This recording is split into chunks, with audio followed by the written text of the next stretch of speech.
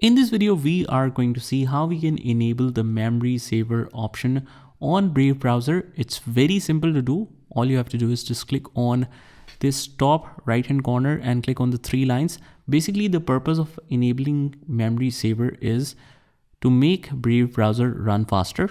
So click on that and click on the settings right at the bottom.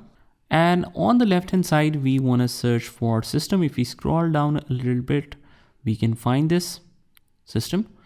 And again, we want to scroll down on all of these options and it says memory section where we have memory saver option. Just read through it. Frees up memory from inactive tabs. This gives active tabs and other apps more computer resources and keeps Brave faster. So this is an ideal setting for you guys. Just toggle this on. So basically when you go back to that tabs, then it only becomes active. It will not consume the memory when they are not being used. So you can keep it balanced. It's recommended, but you can keep it to maximum or moderate, whatever you like.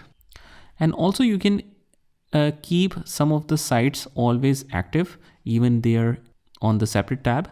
So if let's say a process is running in some other tab, a download is being carried on, or some other kind of process, you can add that specific website that doesn't follow this condition.